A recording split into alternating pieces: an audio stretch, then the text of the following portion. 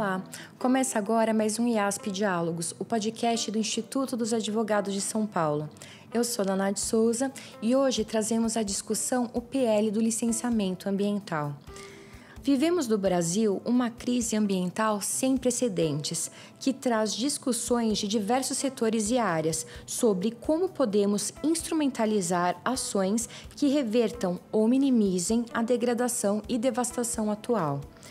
O direito ambiental em nosso país é regido por uma extensa legislação, que traz normas bastante maduras, como a Lei da Política Nacional do Meio Ambiente, Lei 6.938, de 1981. Apesar de possuirmos leis e normativas que foram desenvolvidas durante esse tempo, em diversos níveis, federal, municipal e estadual, não temos uma lei federal como norma geral, que trate do licenciamento ambiental, havendo apenas uma resolução que estabelece diretrizes gerais para o licenciamento ambiental, a Resolução CONAMA, de 1997, o que também não contempla as necessidades que possuímos atualmente. Os estados e municípios vêm legislando sobre o assunto, existindo hoje, segundo a CNI, mais de 20 mil normas que tratam desse tema em âmbito estadual e municipal. Como conciliar o desenvolvimento econômico com a preservação do meio ambiente se não há uniformização de procedimentos?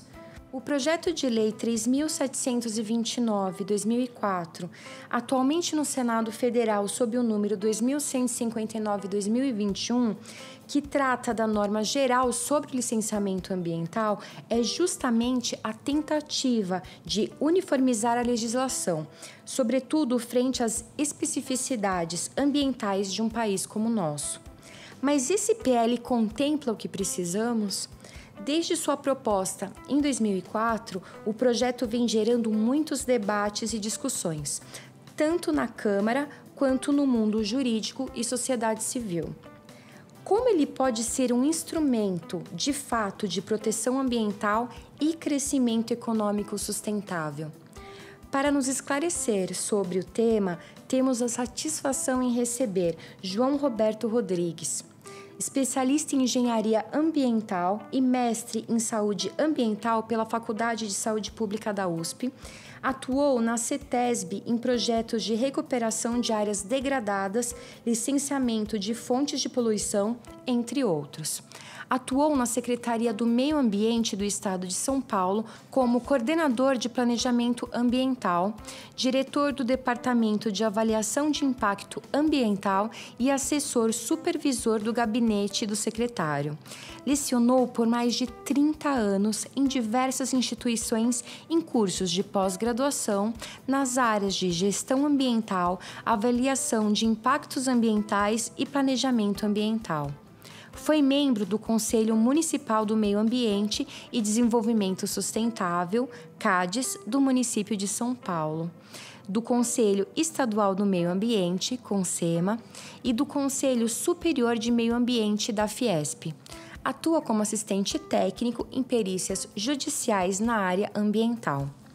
Thaís Leonel é advogada, especialista em Direito Ambiental com ênfase em mudança climática pela Universidade de Castilha-La Mancha, UCLM. Mestre em Direitos Difusos e Coletivos, diretora da Comissão dos Novos Advogados do IASP, membro da Comissão de Mercado de Carbono do IASP, membro efetivo da Comissão de ESG do Instituto Brasileiro de Direito Empresarial, IBRADEMP. Werner Grau é graduado em Direito, especializado em Direito Ambiental, mestre em Direito Internacional e doutor em Direito Econômico Tributário, com toda a sua formação pela Universidade de São Paulo. Além disso, é graduado pela Cambridge University no curso de Sustainable Finance. Ex-conselheiro e ex-presidente do Conselho da The Nature Conservancy e entidades como IDESAM. Consultor de entidades multilaterais como o Banco Mundial, BID, é também professor em instituições diversas em cursos de pós-graduação e sócio do escritório Pinheiro Neto Advogados. Priscila Artigas é doutora e mestre em Direito Ambiental pela Faculdade de Direito do Largo São Francisco, USP. Advogada e professora, é conselheira e presidente da Comissão de Direito Ambiental do IASP. IASP Diálogos, o podcast do Instituto dos Advogados de São Paulo. Bem, olá. Hoje nós estamos aqui no Instituto dos Advogados de São Paulo, neste ano de 2024, em que o Instituto completa 150 anos. E é com muita alegria que nós estamos aqui sentados hoje e reunimos grandes profissionais de meio ambiente, do direito e técnico para tratar de um tema muito relevante, que é o projeto de lei do licenciamento ambiental. Estou aqui com grandes amigos, Dr. Werner Grau, doutora Thaís Leonel, Dr. João Roberto Rodrigues, que são especialistas no assunto e que vão nos ajudar a contribuir para que esse processo legislativo tenha um deslinde positivo. A ideia é contribuir e poder levar, quem sabe, essa discussão para o próprio Senado Federal. Um dos objetivos do IASP é fazer um apoio legislativo. Então, a gente pode levar esse assunto pelo próprio Instituto dos Advogados para a relatoria do projeto de lei. E, iniciando nessa discussão, eu queria trazer um ponto que é, no meu modo de ver, muito relevante, que é o tempo que nós temos de trâmite desse projeto de lei. Ele foi proposto em 2004, aprovado depois de muitos embates em 2021 na Câmara dos Deputados, em 2021, e já há 3 anos no Senado Federal, com mais de 80 emendas, um parecer da Comissão de Meio Ambiente que ainda não foi aprovado, foi levado para aprovação e foi retirado ano passado, em novembro do ano passado. Ou seja, é muito natural que nós tenhamos esses conflitos num processo legislativo desse, quando trata de um assunto complexo, como questões ambientais, mas nesse caso chama muita atenção, porque é realmente um tempo muito longo. Eu queria ouvir um pouquinho de vocês sobre isso. Vou passar a palavra para o João, que tem muita experiência, estava aqui falando para nós antes sobre o tempo que demorou para o assunto maturar no próprio estado de São Paulo. João. Bom, saúdo todos os meus amigos aqui, né, de longa data, e os ouvintes. Eu estava comentando com a Priscila, primeiro, que o licenciamento ambiental no Brasil, ele completa praticamente 50 anos, né, enquanto um instrumento de gestão do meio ambiente. Em São Paulo ele começou em 1976. Né? Foi o primeiro estado que tratou? Eu tenho dúvidas se foi o primeiro estado, porque parece que a Bahia já tinha alguma coisa nesse sentido. Né? E o Rio de Janeiro também, se não foi antes, foi logo depois, né? Na mesma época.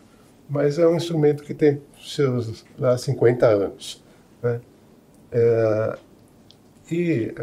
Vendo o projeto de lei, como a Priscila comentou, que tramitou 20 anos no Congresso, né, na Câmara Federal, eu senti uma certa decepção com o resultado desse trabalho de 20 anos, de 2 décadas.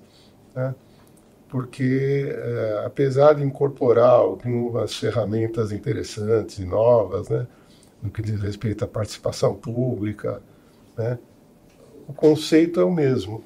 Quer dizer, não houve uma evolução nesses 50 anos, né, em termos de conceito de utilização desse instrumento. Né. Eu acho que a gente tem tecnologias hoje muito avançadas, né, de avaliação, por exemplo, de processos industriais, né, de tecnologias de mapeamento, e depois, mais para frente, a gente pode comentar isso com mais detalhe, mas eu sinto assim que é um instrumento que já nasce meio envelhecido, né? Mas acho que tem uma questão que vale a pena a gente tratar, é se essa norma é ou não fundamental, né, para o país. Porque nós temos a resolução do CONAMA 237 de 1997, que é a norma federal que rege, pelo menos estabelece diretrizes gerais, e temos mais, segundo a CNI, há algum tempo já apontou que tínhamos mais de 20 mil normas no país, entre normas federais, estaduais e municipais tratando do tema. É ou não importante, Werner, termos uma norma geral de licenciamento ambiental? Bom, saúdo a todos que estão aqui, é uma alegria, especialmente pelo momento, para mim. Eu acho que é fundamental. Nós precisamos codificar o direito ambiental. E nós precisamos entender, o João traz uma visão que é uma visão de realidade, uma visão técnica. No plano jurídico, não é incomum essa demora. Não no trâmite legislativo. Isso realmente, 20 anos foi o que demorou a Política Nacional de Resíduos Sólidos, que quando veio trouxe novidades, né? A questão dos acordos setoriais, etc.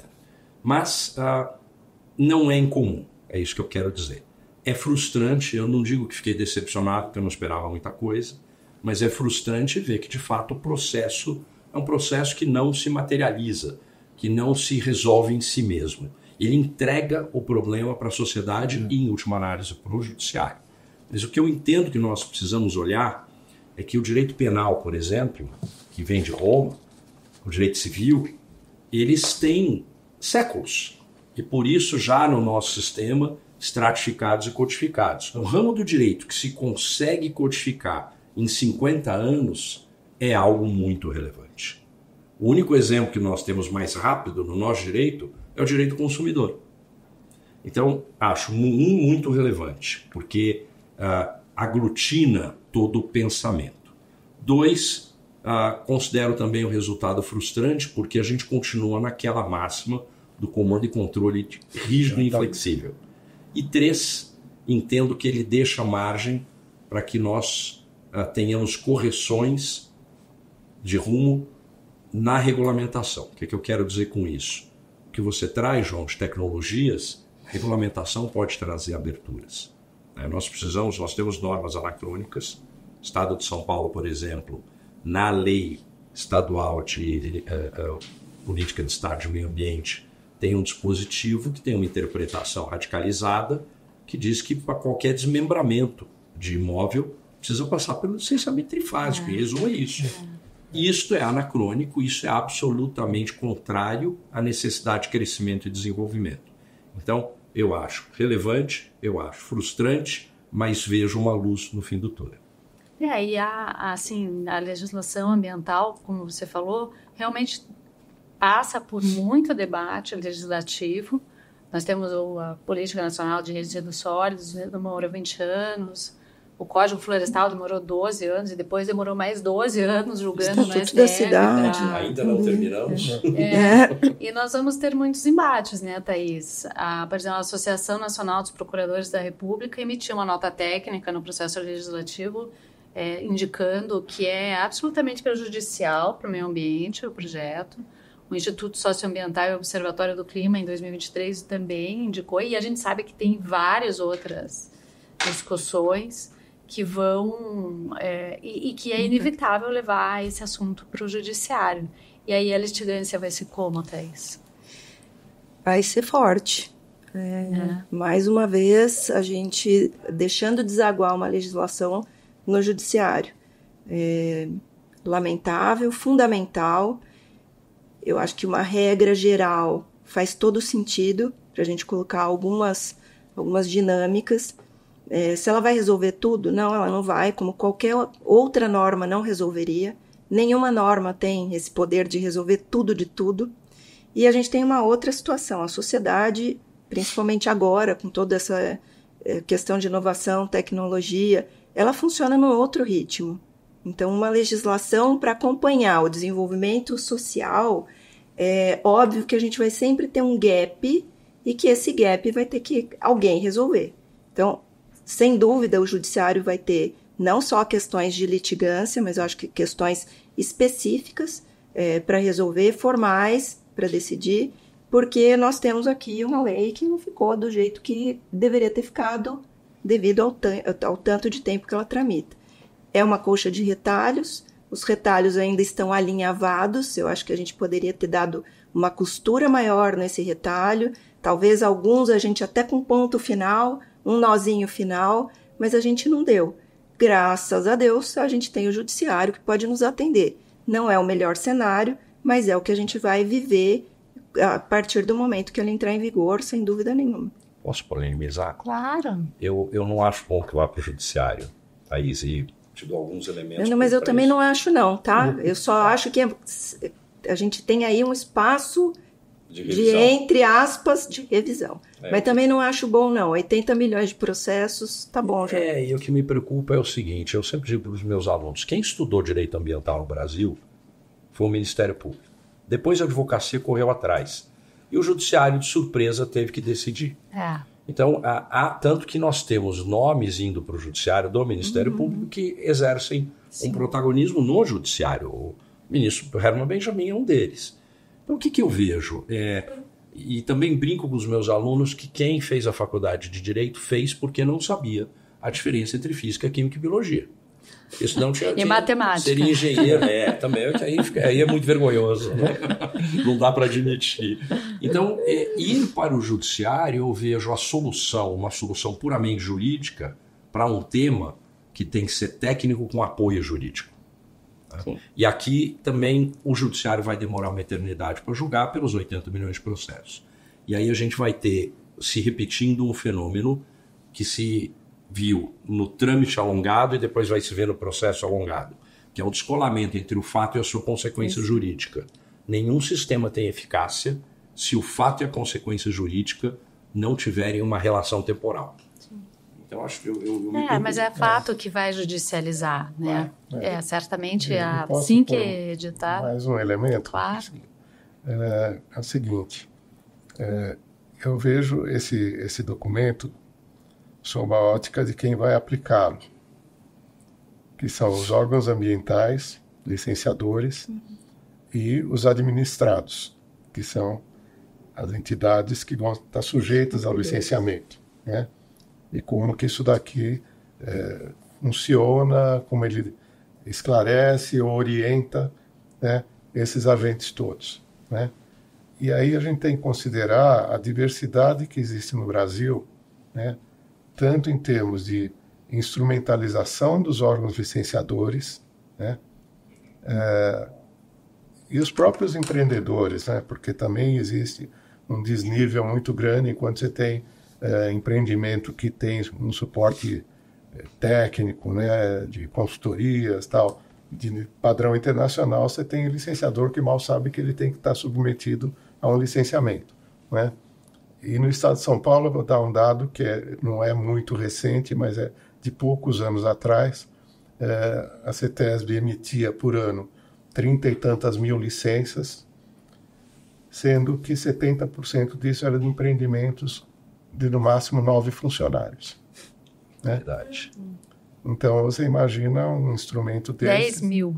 10 mil de pequenos e insignificantes, provavelmente. Então, e o que acontece? Enquanto, por exemplo, a CETESB dispõe de uma ferramenta, né, de suporte aos seus técnicos que atuam no licenciamento, chamada sala de cenários, onde você tem na tela, né, todas as informações ambientais que são compiladas das diversas fontes disponíveis, e mais informações que são recolhidas nos estudos de impacto ambiental, e aquilo tudo está consolidado de forma que, quando eu vou analisar o empreendimento, eu jogo na tela, vou na sala de cenário, e eu tenho todas as informações, todas não, mas uma boa parte de informações disponíveis sobre características do ambiente, né, o que já tem ali implantado, quais impactos já ocorrem naquela região. Você tem estados que licenciam atividades sem o menor critério técnico. Sim. Desculpe, a gente tem um caso notório aí na região norte do país, que envolveu mais de 100 grandes empresas do país todo, para destinação de resíduo perigoso, e que foi feito um licenciamento que não poderia ser feito. Qualquer técnico um pouquinho qualificado sabe que aquilo não iria funcionar. E tem uma questão que é a legislação excessiva, né? Emitir muitas normas sem ter uma estrutura. A gente que vive o dia a dia da aplicação das leis ambientais sabe que o maior problema no Brasil não é a falta de legislação, e é a falta de estrutura dos órgãos para licenciar. Temos um excesso de legislação e temos pouca estrutura. A gente estava conversando, né, Thaís, sobre a questão da municipalização do licenciamento ambiental, que está agora um debate aqui no estado de São Paulo, que realmente o ideal era, no meu modo de ver, municipalizar. Você coloca o problema no local onde a questão vai acontecer. Mas e os municípios têm estrutura? Vocês têm experiência? A minha experiência é que os estados têm pouca estrutura, quiçá os municípios, né? Então, vamos ter mais uma lei, uma importante lei, uma norma geral, eu também acho essencial, mas sem estrutura. Os estados... os licenciamentos entra um aspecto importante, porque o texto do projeto de lei, ele remete, acho que entre 15 e 20 situações de regulamentação para o órgão licenciador. Isso. Né? O que... É um dos pontos polêmicos. Isso, vai ser um prato cheio para os meus amigos advogados. Um dos pontos polêmicos, né? Porque cada um vai regulamentar do jeito que bem entender. Né? Inclusive situações que nós estamos comentando, né, Priscila, que está lá no parágrafo 6º do artigo... 5º. O 5º, né? Que diz que se não houve alteração de processo, aumento de impacto, não sei o quê, não precisam submeter a manifestação ou autorização do órgão licenciador. Agora, quem julga se houve ou não um reenquadramento da atividade é o próprio empreendedor. E isso é um ponto crítico, não é, João? Do ponto de vista da interação entre o técnico e o jurídico. Os termos jurídicos, os conceitos jurídicos, são termos jurídicos indeterminados, conceito nunca será indeterminado. Os termos jurídicos indeterminados, eles abrem margem para a interpretação. E a gente discute há mais de 30 anos o que significa significativo impacto ambiental, por exemplo. Sim. Então, quer dizer, na medida em que uma norma nova, havendo essa experiência com os termos jurídicos indeterminados, não busca, a exemplo do que faz o direito alemão, por exemplo, a conceituação extrema, nós ficamos com essas portas abertas.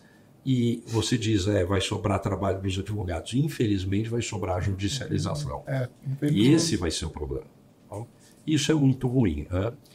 Que é pior do que uma judicialização envolvendo o tema, uma litigância climática. Eu acho que esses são os piores, porque nós vamos demorar para entender e para encontrar o espaço de definição de um conceito ou de outro, de um termo ou de outro. Não morre a questão do Código Florestal, porque em sede de embargos de declaração veio agora uma discussão sobre o que significa o termo, a expressão, a identidade ecológica. E tem uma discussão gigantesca em torno disso. Às vezes a gente acha que é um tecnicismo, não, longe disso. Não é. É um ponto que se torna fundamental. É fundamental. E um dos pontos polêmicos do projeto de lei é a licença de adesão e compromisso, né? A conhecida LAC, que também traz consigo a fiscalização por amostragem.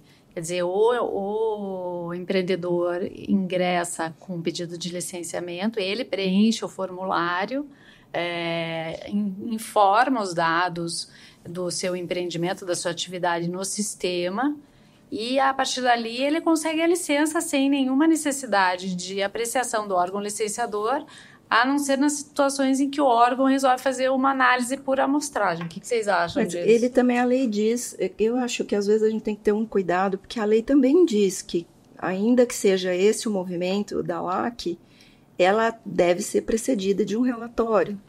Sim. Né? Tem lá o relatório do empreendimento, e que é um relatório que vai trazer, não é um EIA, mas vamos dizer, ele tem diretrizes para trazer informações importantes para que o órgão possa ou não evoluir com a situação ou reter a situação.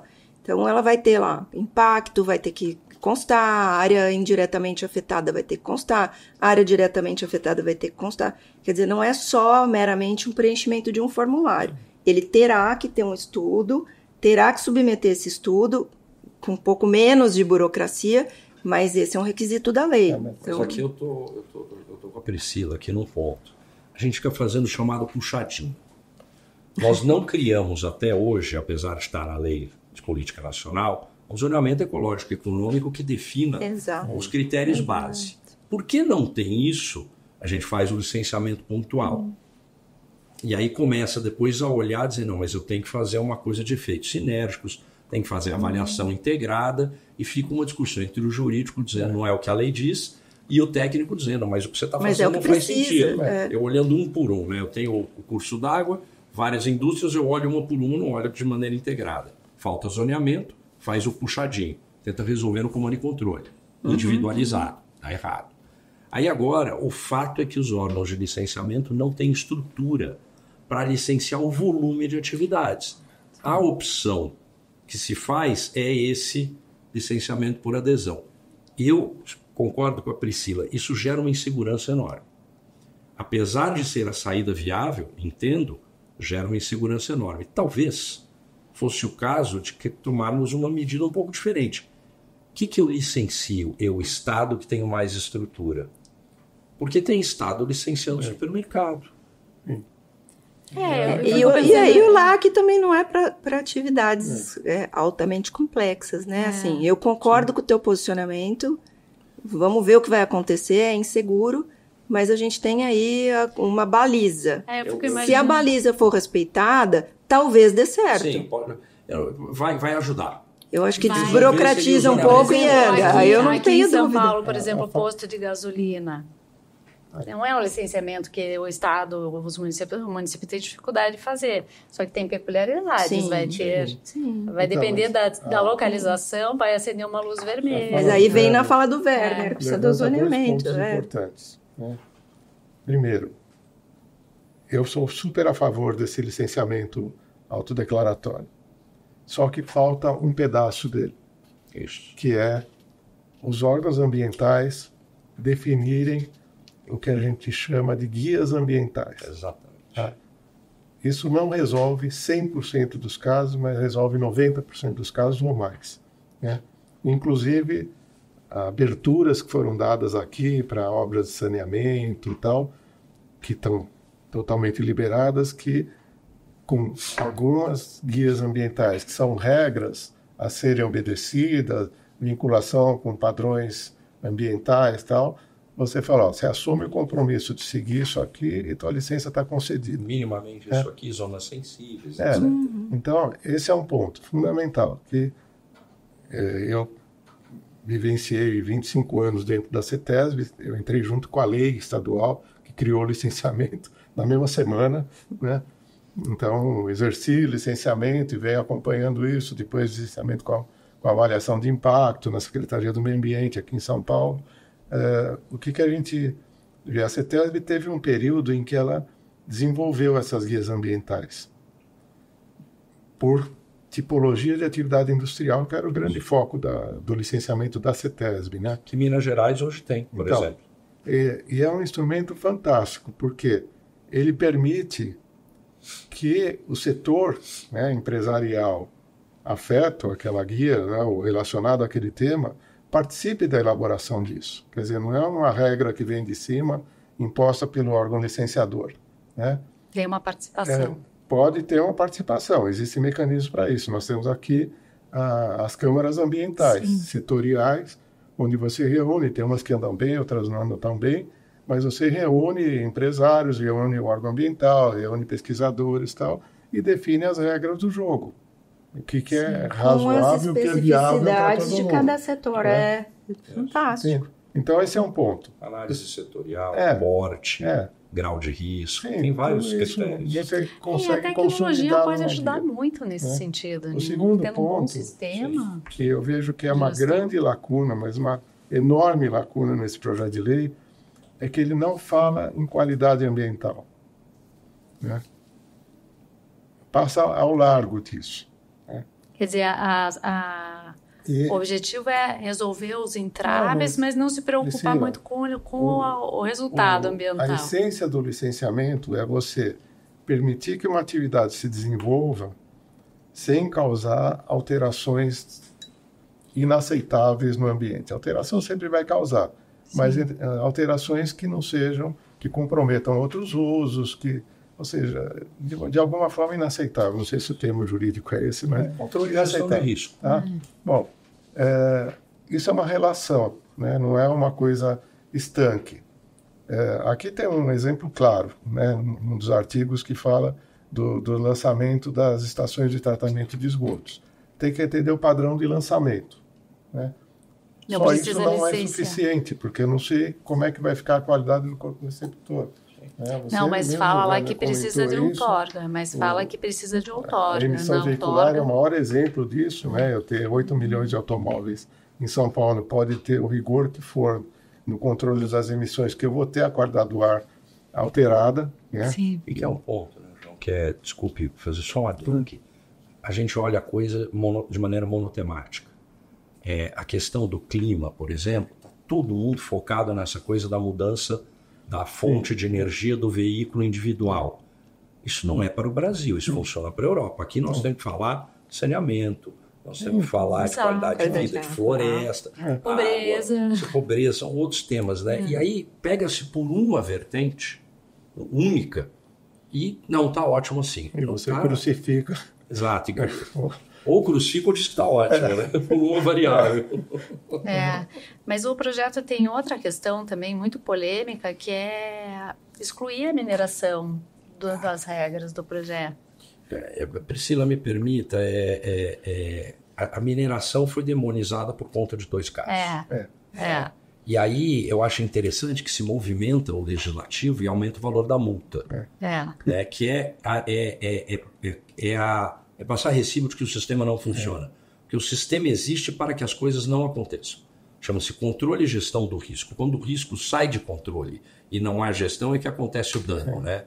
Eu brinco que o dano é o imponderável de Almeida, do maravilhoso e inigualável Nelson Rodrigues, que entra no sistema. A gente criou um ordenamento para o dano ficar do lado de fora. E ele força a entrada, né? Porque ele sabe o que vai acontecer de errado. Então, tirar o setor minerário da lei que se autodenomina Lei Geral de Licenciamento Ambiental é negar essa condição de generalidade. Segundo, dizer que enquanto isso, o setor minerário, até que haja uma lei própria, fica sujeito às normas do CONAMA, quem aqui consegue licenciar uma atividade só pelas normas minerário? do CONAMA? Quer dizer, além de tudo, é desconhecimento do sistema posto. Eu acho absurdo Foi péssimo eles fazerem. Chamou a atenção para algo que não precisava. Técnico, né? Do profissional que analisa o projeto e vai avaliar se aquilo pode ser licenciado ou não. Nós fomos chamados no escritório a fazer um parecer sobre isso. Acho que foi o parecer mais fácil que a gente fez, com maior convicção de toda a minha carreira. Por exemplo, está certo ou está errado tirado da lei geral? Não, está absolutamente errado. Sim. É uma das questões, e outra se refere ao agronegócio. Hoje se exige licenciamento para atividades de agropecuária, silvicultura, agroindústrias, que a gente sabe que muito agronegócio e pequeno porte tem muita dificuldade de ser licenciado. É um dos grandes problemas do agronegócio brasileiro. Mas o PL vem e dispensa para muitas atividades e coloca alguns termos interessantes, assim, genéricos, tipo cultivo que tem interesse agrícola. Cultivo, quer dizer, estão totalmente dispensadas.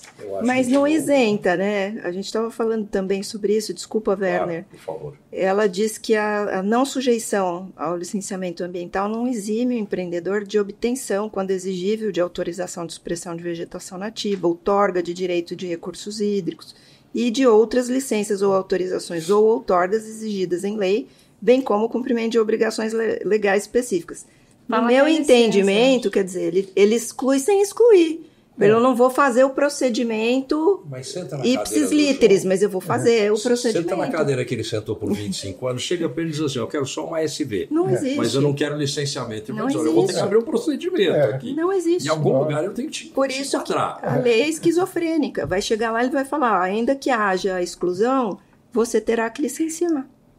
De um jeito ou de outro, por uma forma ou outra, ele vai ter que abrir um processo para licenciar. E ao final e ao cabo, eu sou suspeito para falar do agronegócio, porque é uma área que eu trabalho muito e eu falo para quem quiser ouvir. É o agronegócio que segura esse país. Isso. Nós temos que ter consciência disso. E é no agronegócio que está a solução, por exemplo, para a questão climática. Né? Os projetos agroflorestais são a solução sistemática e sistêmica para a questão do clima. Nós somos cobrados pelo mundo a entregar aquilo que o mundo não tem mais. Conservação florestal. Sou um crítico do Green Deal europeu, que estão colocando um monte de barreira tarifária, barreira não tarifária, né, para a gente, mas não estão fazendo a parte deles, etc. Mas olhando para o nosso agro, o agro tem que ser tratado com a importância que ele tem. E isto significa dizer quais são os controles a que ele está submetido. E eu concordo com você. Olha, você não precisa dar licença, mas você precisa de todos os penduricalhos que compõem uma licença. Talvez seja melhor para o próprio agronegócio ter a licença e poder enfrentar a crítica que vem de fora. Sim. Eu também acho. Fica solto. Ele tem que ter um anel de ligação, um elo de ligação que comporte os penduricalhos. Exato. Aí ele anda com o penduricalho dele à vontade e sem temor. Né? Mas esse é um ponto interessante, porque eu vou transferir isso para outra modalidade de empreendimento, que são os empreendimentos lineares. Né? Rodovia, linha de transmissão, só ferrovia. É o seguinte, você implantar uma linha de dutos, né? Se você derivar, ou seja, trouxer aquilo para 1 centímetro de duto, o impacto é nulo. Né?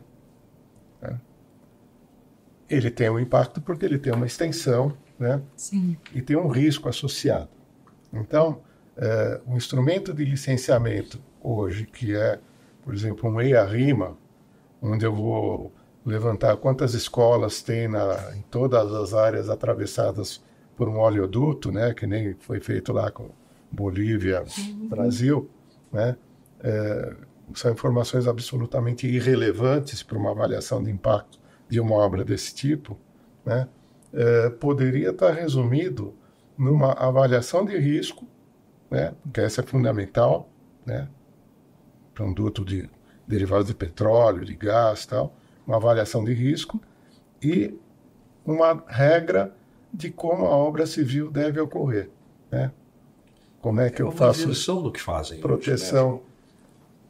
Mas isso vem dentro de um pacote para você achar, né? A nós ali no meio, você tem que tirar um monte de palha, né? De embalagem, de não sei o quê, e falar, bom, isso daqui é o que interessa, né?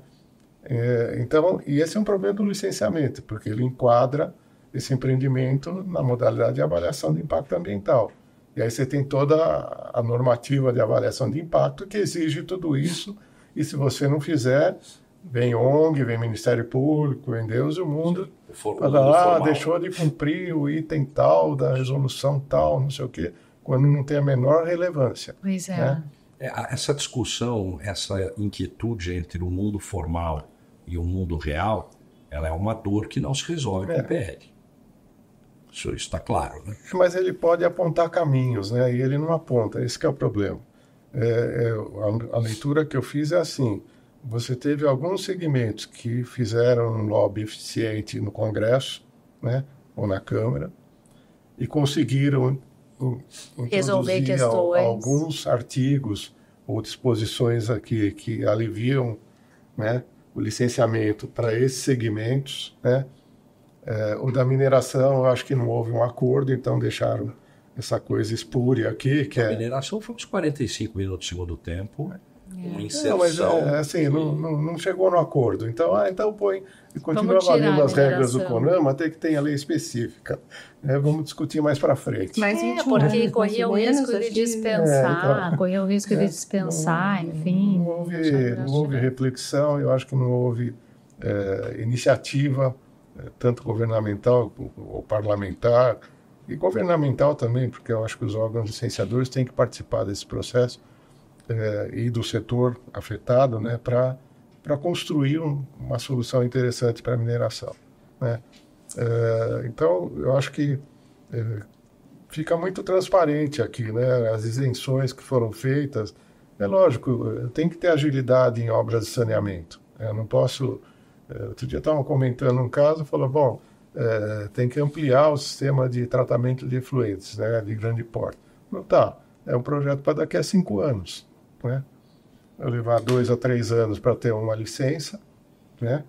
Entre fazer o EA-RIMA, audiência pública, não sei 2 o quê. anos você está sendo bem otimista. A gente falou sobre isso uma vez, Werner. E mais o tempo de execução de obra e tal, então... Só no mínimo 10, né? Falamos, O problema emergente hoje, eu a acho solução é no mínimo daqui a 5 anos.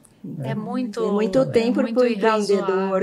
Eu acho que o que tem que ter muito que precisa de tanto a gente precisa de um pouco de seriedade e de eficácia legislativa, porque se não for célere e eficaz, a gente perde a segurança não só jurídica, mas a segurança operacional de empresas que querem vir para o Brasil e acabam não vindo porque demora. Quem que pode 5 anos ficar esperando uma licença, 2 anos de EIA-RIMA, se o Ministério Público gostar, porque se ele não gostar ele vai mandar você refazer, de um trabalho sério, que é complexo, e vai para o órgão avalia e volta para o órgão. Não vem mais, Thaís. O investidor não vem mais. O investidor, hoje o Brasil não oferece um ambiente seguro, segurança jurídica, mas pegando a questão do saneamento, qual é o maior impacto? É o impacto que causará a implantação daquela estrutura ou é o impacto de seguir uma população sem um mínimo essencial à vida digna, que é o saneamento básico? Aqui falta uma análise, João, no meu modo de ver, de novo, uma análise que o zoneamento ecológico e econômico resolveria tranquilamente. E uma análise rodriguiana, né? A vida como ela é. A vida como ela é. Exato. E pega, depois te mando, eu acho que eu sou bobo, né? Depois eu te mando o que eu sei que o João já não saiba. Mas, de toda maneira, tem um julgado, um acórdão de 2017 do TCU. O TCU se debruçou sobre todos os programas, todos os projetos de zoneamento ecológico e econômico no Brasil. E é vergonhoso, porque o TCU diz, olha, jogou-se muito dinheiro fora, resolveu-se muito pouco ou quase nada. Falta maturidade também, no meu modo de ver, para entender o seguinte, determinadas atividades hão de ser privilegiadas. E eu não estou dizendo dispensar do licenciamento ou coisa que eu valha, mas ter um foco central, de maneira que não leve 5 anos. E saneamento é evidente que é uma delas. Nem 10, nem 15. Isso puxa um tema que é interessante, que tem a ver com o zoneamento ecológico e econômico, que é a avaliação ambiental estratégica. Exato. Impactos integrados e cumulativos. No país, né? Pelo menos eu não tenho visto. E algumas iniciativas se confundem com uma avaliação ambiental de projeto, quando deveria ser de uma política. É transferido para o empreendedor fazer o papel do Estado. Exatamente. O Estado não tem braços. E fazer a avaliação de impactos Você tem uma avaliação ambiental estratégica regional, né? E eu acho que você tem estados que conseguem sistematizar as informações de licenciamento, de potencialidades de exploração de recursos naturais, né? Tanto agrícola, minerário e tal. Você simplificaria tremendamente o sistema de licenciamento para empreendimentos a partir dessa base, né, de conhecimento. Tá? Porque as políticas de Estado estão definidas, está na Constituição, está na lei. As políticas de governo, elas navegam ao sabor de circunstâncias. Né? Mas essa a avaliação ambiental estratégica tinha que ser uma política de Estado. É de Estado. Ela é uma política não pode ser uma política que mude de governo para governo. Ela devia ser implementada. A implementação é que fica ao sabor de circunstâncias. Isso. Ou a responsabilidade do empreendedor, né? Quer dizer, o marco do saneamento básico impôs diretrizes e objetivos firmes para uma política que deveria, inclusive, ser levada para essa discussão aqui e interagir. Cabe uma DPF boa, né? Cabe. Só dando um exemplo, né? Uma das vantagens da idade é que a gente vivenciou muita coisa.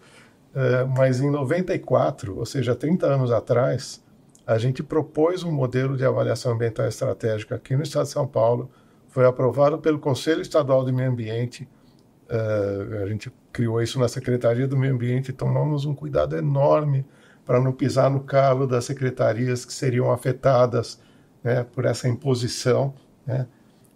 Mas teria uma participação das secretarias envolvidas, né? Que eram basicamente secretarias executoras de obras, né? De grandes obras, de transporte, né? Recursos hídricos, assim por diante. E a coisa não evoluiu. Esse ponto, João, chama a atenção. Inclusive, eu já vou para outra questão aqui na sequência, que acho que vale pegar esse gancho, que é justamente a multiplicidade de interessados no processo. Então, tem os órgãos intervenientes, a FUNAI, o IFAM, o INCRA, hoje, que cuida de quilombolas, antes era a Fundação Palmares, Ministério de Saúde, em locais que têm questões de malária, enfim, tem os próprios municípios que têm que dar certidão de uso e ocupação do solo, tem que intervir no processo de licenciamento ambiental. A gente sabe que isso é um grande gargalo do processo de licenciamento, porque você tem uma questão indígena no processo.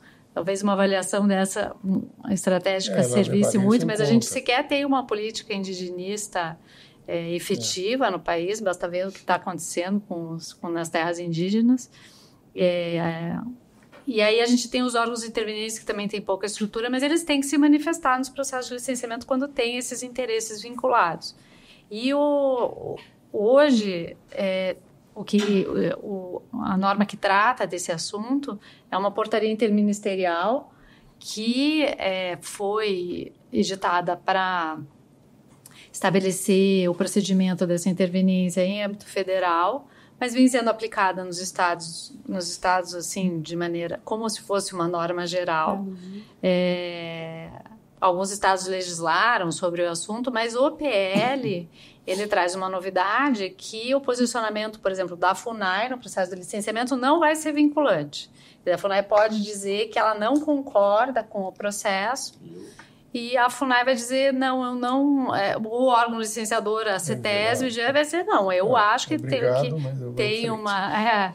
O que a gente sabe que é o correto, de fato, mas e a sensibilidade de uma decisão dessa? Aqui é uma decisão política. É simples assim. No meu modo de ver, e esse é um tema em que o Estado brasileiro e a sociedade brasileira têm dificuldade de lidar. Você tomou uma decisão política, ela trará cores e dores, e você deverá enfrentá-las.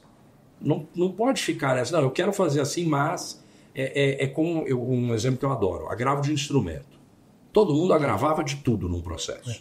Aí o Código de Processo Civil muda a regra e diz, olha, o agravo só cabe nessas hipóteses.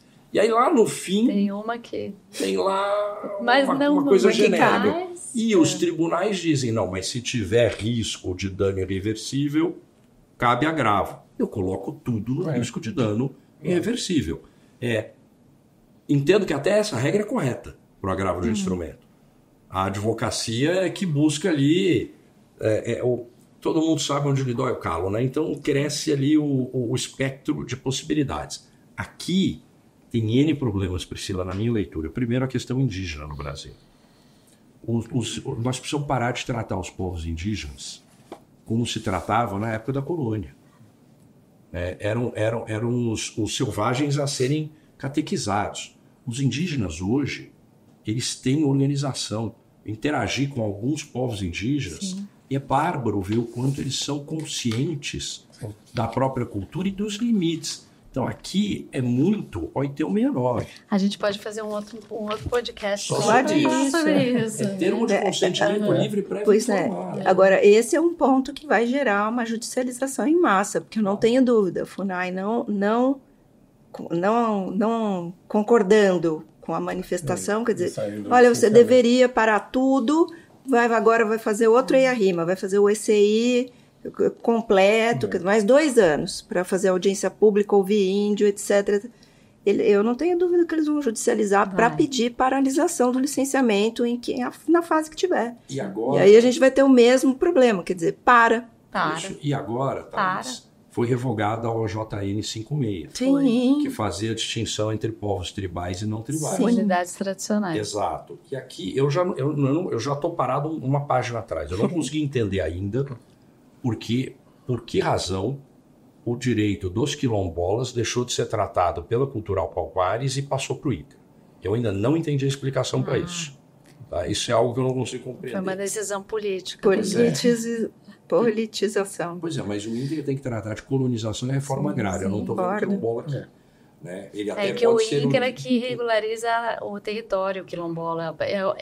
Então, aqui o interesse é a regularização territorial, mas cultura, manutenção de extrato social, etc. Tanto que foi para o INCRA e o INCRA não teve condições de cuidar dos processos. Olha, eu tive só...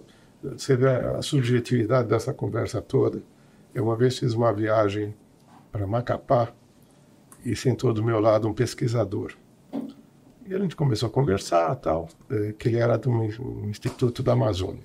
Não lembro exatamente qual. E ele queria que nos estudos de impacto ambiental, ele defendia que nos estudos de impacto ambiental fosse incorporada a valoração, né, do espírito da floresta. Tá?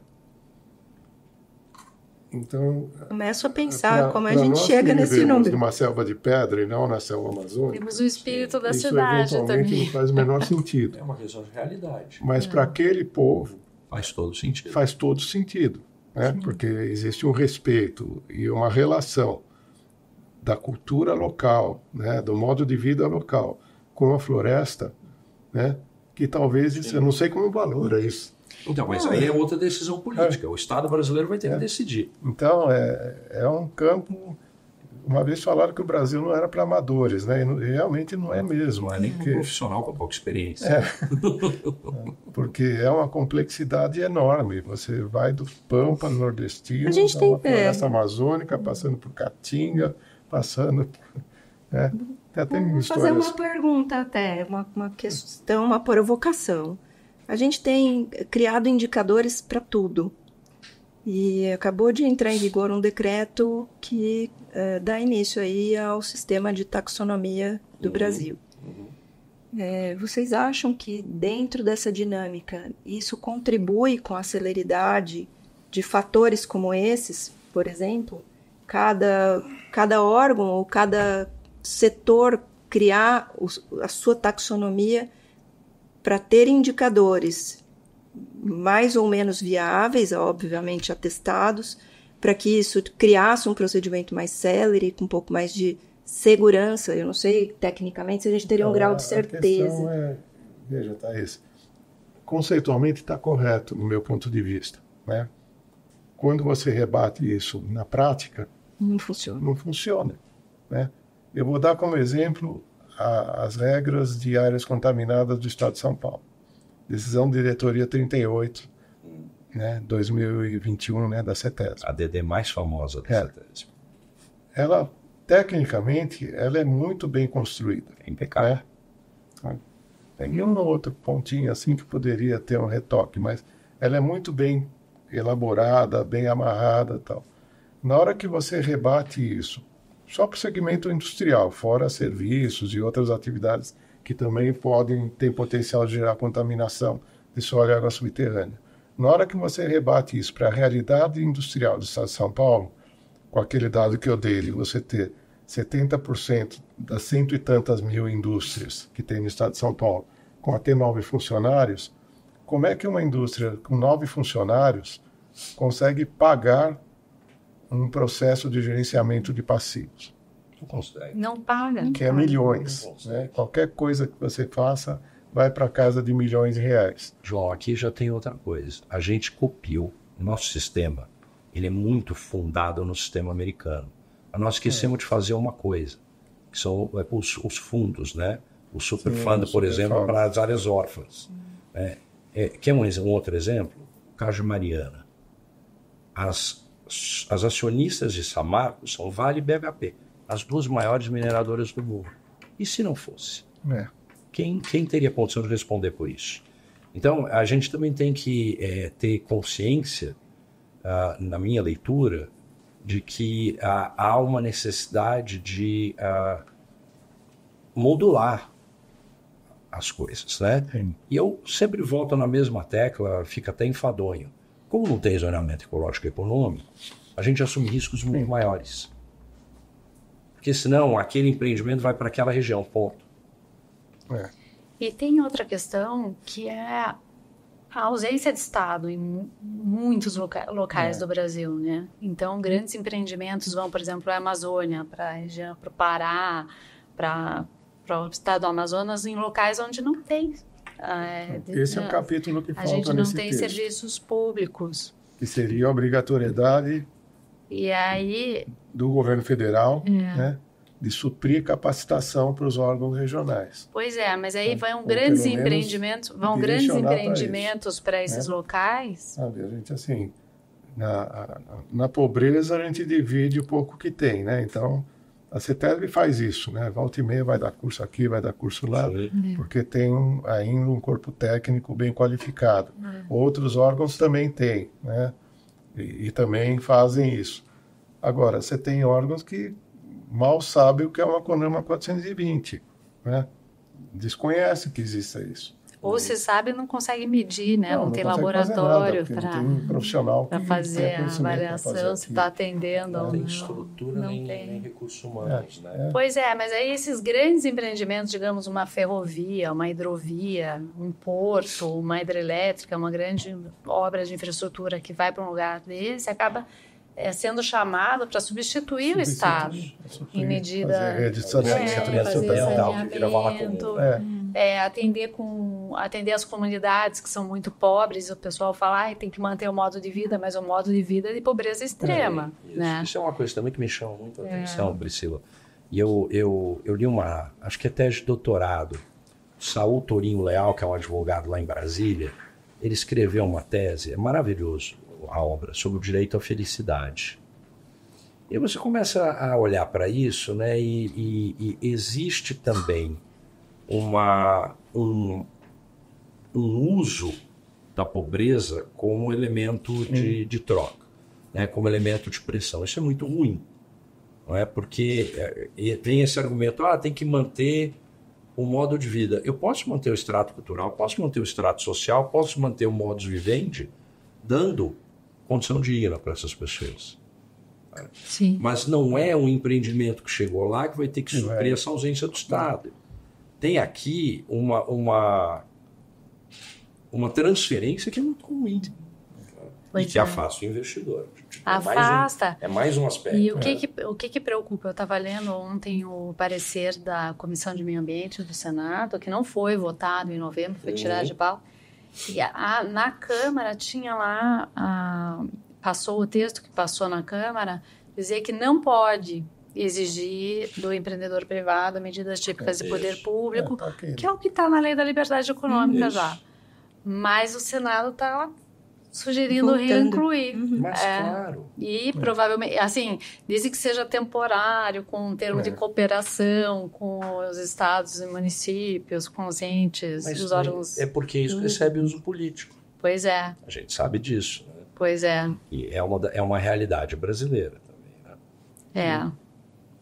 Isso vai acontecer. Tem um exemplo interessante que vale a pena citar, empreendedor, mas é um projeto hidrelétrico aqui no Rio Ribeira, né? Quem conhece já vai saber de quem eu estou falando. Que foi aprovado, né, por São Paulo e pelo Paraná, porque está na divisa dos estados. E isso tem dois aspectos nesse processo de licenciamento interessantes. Primeiro, existia uma discussão muito grande sobre solubilização de chumbo no reservatório.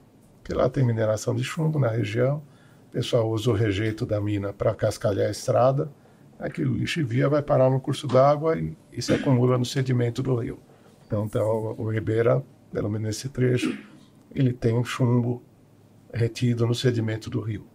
E aí existia uma corrente, assim, muito respeitável, inclusive, técnica e cientificamente, dizendo, olha, esse reservatório com 100 e tantos metros de altura vai solubilizar, de coluna d'água, vai solubilizar esse chumbo, vai criar uma condição anaeróbia, de pH, não sei o que vai resgatar esse chumbo e jogar para a corrente de água, e isso vai contaminar toda a biota rio abaixo até o estuário lá embaixo de Guape-Cananéia, né?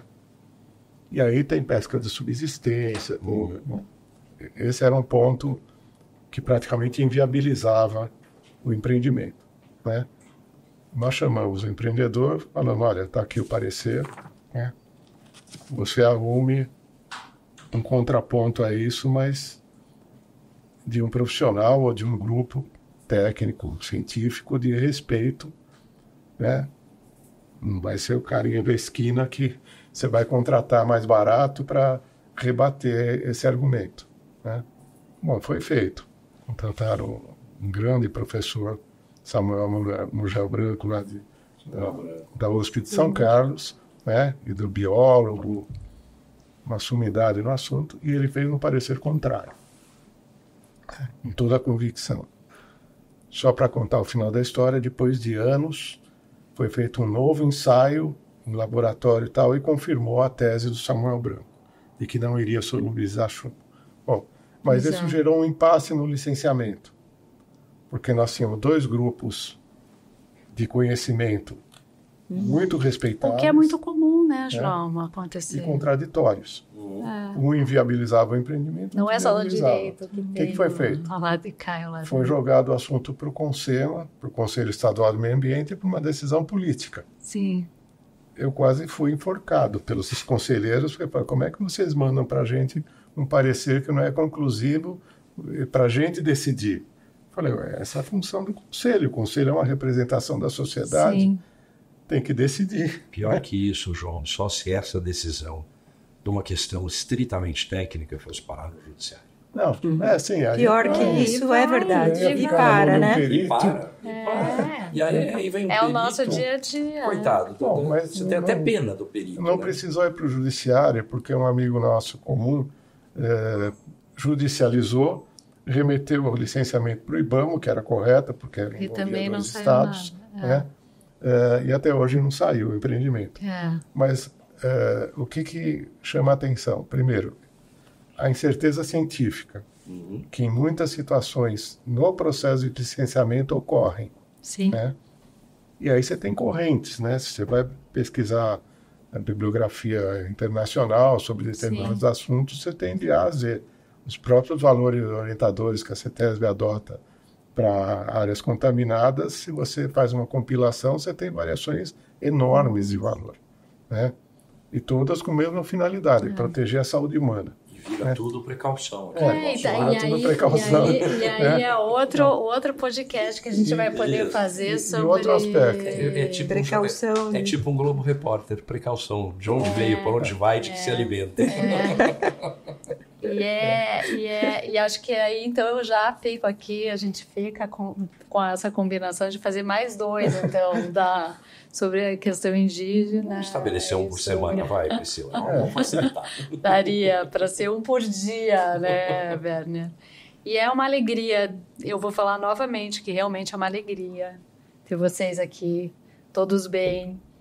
Né? Nós tivemos umas dificuldades que foram, graças a Deus, superadas, e acho que todos nós que estamos aqui ficamos muito satisfeitos que estamos sentados e finalizando aqui essa conversa. Se você me permite, Priscila, só uma palavra rápida sobre isso. Eu queria agradecer de público a vocês 3.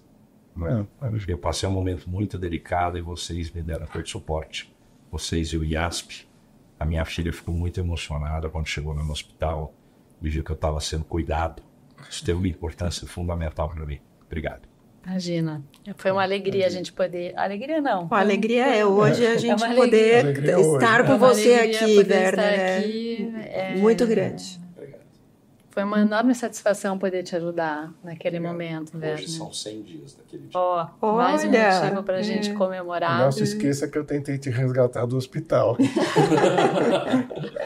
Eu falei, isso daí é um perigo. Se você quiser fugir, eu vou te buscar. Essa parte a gente Ainda bem que a gente pecou pela precaução e manteve no hospital. Mantivemos. E agradeço muito a participação de vocês aqui.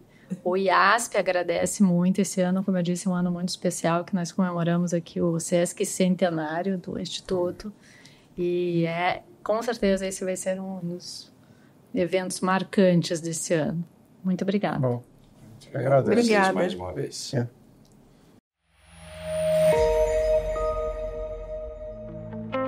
O IASP existe há 150 anos e tem como objetivo principal promover o aprimoramento do estudo e da prática da ciência jurídica, através da elaboração e exames de projetos de lei, promovendo cursos, seminários e congressos. Nosso programa IASP Diálogos termina aqui. Em breve teremos mais um episódio. Não deixe de seguir nosso site e redes sociais. Lá você poderá acompanhar toda a nossa produção. Até nosso próximo programa. IASP Diálogos, o podcast do Instituto dos Advogados de São Paulo. Pensando as ciências jurídicas e aproximando o direito à sociedade.